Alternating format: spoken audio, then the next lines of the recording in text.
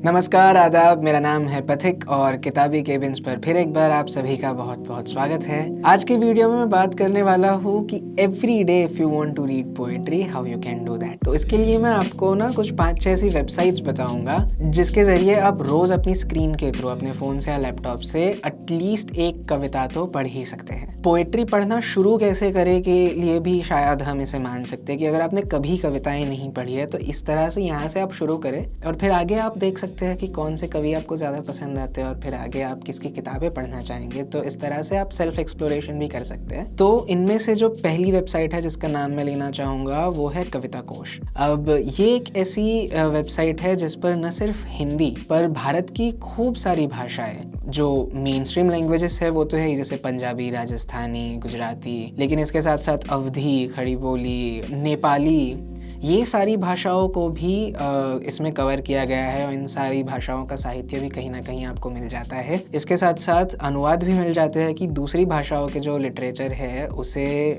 हिंदी में अनुवाद करके आपको कहीं ना कहीं किसी न तरह से मिल जाएंगे। दूसरी चीज़ ये है कि इस वेबसाइट पर जैसे ही आप जाएंगे आपको पूरा अल्फ़ाबेटिक ऑर्डर में ही एक लिस्ट दिखेगा कि हर एक अल्फ़ाबेट से कौन से कवि है, किसका नाम है, उसकी किताबें कितनी है, कितने कविता संग्रह उन्होंने लिखे हैं और हर कविता संग्रह में से कितनी कविताएं अभी अवेलेबल है उस वेबसाइट पर। तो ये करके ना आप खूब सारे पोइट्स को एक्सप्लोर कर सकते हैं। उनकी कविताओं की कौन सी बुक है जो शायद आपको ज़्यादा पसंद आ सकती है उसे आप देख सकते हैं और उनकी कविताओं को समझ सकते हैं। तो जैसे मैंने कविता कोश पे शुरू में सर्वेश्वर दयाल सक्सेना, विनोद कुमार शुक्ल, मुक्तिबोध, निराला, इन सबको खूब पढ़ा है और फिर मैं उनकी किताबों तक पहुंचा। तो ये एक वेबसाइट है। दूसरी वेबसाइट अंग्रेजी कविताओं के लिए है जो है पोएट्री फाउंडेशन। ये भी एक बहुत ही अच्छे से क्यूरेटेड वेबसाइट हम कह सकते हैं क्योंकि इसमें खूब सारे ब्लॉग्स हैं। इसमें पोएट्स के हिसाब से मतलब एक पूरा सेक्शन बनाया गया है पोएट्स एंड पोएट्री करके। फिर इसमें अलग अलग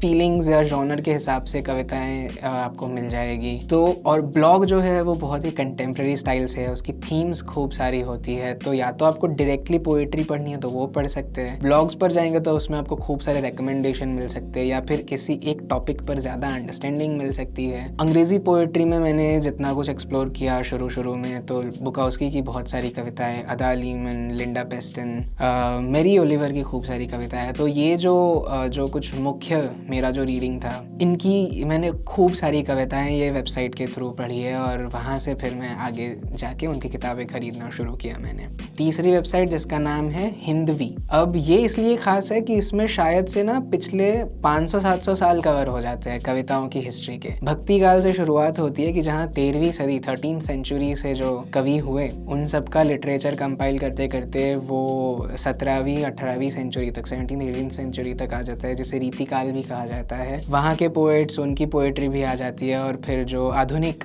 कवि जिसे कहा जाता है वर्तमान काल के, अभी के कंटेम्प्रेरी पोएट्स, इन सब की आपको लिस्ट मिल जाएगी और आपको फिर जिस हिसाब से पढ़ना है, अगर आपको 700 साल पुरानी कविताएं भी पढ़नी है या 200 साल पुरानी भी कविताएं पढ़नी है या अभी की पढ़नी है तो उसके हिसाब से आप एक्सप्लोर कर सकते हो। जैसे बहुत सारे इंस्टाग्राम पेजेस हैं जहाँ से आपको कंटेम्प्रेरी पोएट्स मिल जाएंगे तो उनकी कविताओं को ज़्यादा कैसे पढ़े, कोई एक नाम देख के और अगर आपको पता है कि इनकी और भी कविताएं तो वो कहाँ मिलेगी। तो हिंदवी पर आपको एक आइडिया मिल जाएगा कि उन्होंने क्या क्या लिखा है, कितनी कविता है, कुछ एक सैम्पल्स मिल जाएंगे आपको। तो इस तरह से आप हिंदी के पिछली 7-8 सेंचुरीज़ को एक साथ एक्सप्लोर करना चाहें तो इस एक वेबसाइट से कर सकते हैं। इसमें भी ब्लॉग आते हैं, बहुत सुंदर ब्लॉग है, अलग अलग विषयों पर आते हैं, फिल्मों पर आते हैं, साहित्य पर आते हैं, तो वो भी एक बड़ी अच्छी चीज़ है। चौथी वेबसाइट जो है ऑल पोएट्री, मेरे लिए ये ज़्यादा काम किया है इंस्टाग्राम से। मैंने जिन जिन अंग्रेजी कवियों को एक्सप्लोर किया है, इंग्लिश पोएट्स जो मुझे मिले हैं उनकी कविताएं, मतलब ये ऐसे हो सकते हैं कि जो शायद फेमस ना हो, जो शायद क्लासिक्स में उनका नाम ना लिया जाता हो, पर कहीं ना कहीं इंटरनेट पर उनकी कविताएं काफ़ी रिकॉग्नाइज की गई है, कहीं ना कहीं कंटेम्प्रेरी वर्ल्ड में उनकी कविताएं बहुत सुंदर है और जिन्हें पढ़ा जाना चाहिए। ऐसे नाम है जो शायद आपको याद भी ना होंगे। अगर कोई मुझे कहे कि 5 ऐसे नाम बताओ जो आपके लिस्ट में अभी हो, जो आपने नए कवि पढ़े, तो शायद मैं उन्हें नाम से नहीं पहचानता पर उनकी कविताएं मैंने ऑल पोएट्री पर जाकर पढ़ी हुई है। तो ये वैसी वेबसाइट है जहाँ से कंटेम्प्रेरी लिटरेचर आपको इंग्लिश में बहुत सारा मिल सकता है। तो ये एक नाम हो गया। 5वीं एक ऐसी वेबसाइट है जो है अमर उजाला की वेबसाइट, जहाँ पर अमर उजाला काव्य नाम से एक ब्लॉग चलता है और उसमें लगभग रोज़ एक ऐसी कविता आती है जिसके पीछे थोड़ा सा संदर्भ भी दिया हो, थोड़ी कहानी भी हो, लेखक के बारे में थोड़ा बताया गया, और हर रोज़ एक क्यूरेटेड कविता आपके पास आती है। तो अगर आपको उतनी भी मेहनत नहीं करनी कि आप किसी वेबसाइट पर जाए और खुद ढूंढना शुरू करें, ये एक ऐसा जरिया है जहाँ पर आप तक रोज़ एक कविता आ जाएगी। तो अमर उजाला काव्य ये एक ऐसा ब्लॉग है, मतलब अमर उजाला की वेबसाइट पर, जो एक ऐसा सेक्शन है जिसे आप रेगुलरली पढ़ सकते हैं, एवरीडे पढ़ सकते हैं। और आखिरी वेबसाइट जो बहुत हद तक आपको पता होगा, या फिर जो इन सभी स्ट्रक्चर्स में थोड़ी सी ज़्यादा वेल ऑर्गेनाइज्ड या फेमस कह सकते हैं, जो है रेख्ता।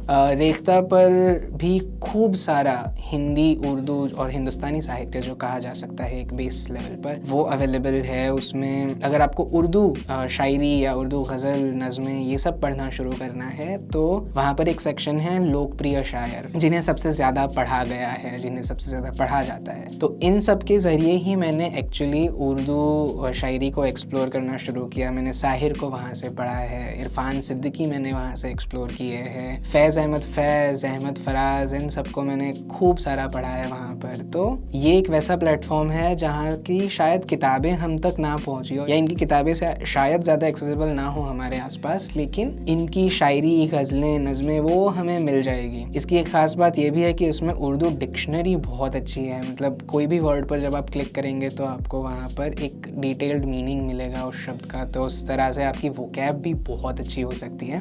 ये एक वीडियो था जिसमें मेरी कोशिश थी कि रोज़ एक कविता कैसे पढ़ी जाए, इसकी एक रेगुलरिटी बनाई जाए। आप भी मुझे बताइए कि आप कौन सी ऐसी वेबसाइट्स है या कौन से ऐसे पेजेस है या ऐप्स है जिनके ज़रिए कविताएं आप पढ़ते हैं। कमेंट्स में आप ज़रूर मुझे बताएं, और अगले वीडियो में आपसे फिर मुलाकात होगी। तब तक खुश रहे, आबाद रहे, अपना ख्याल रखें। शुक्रिया।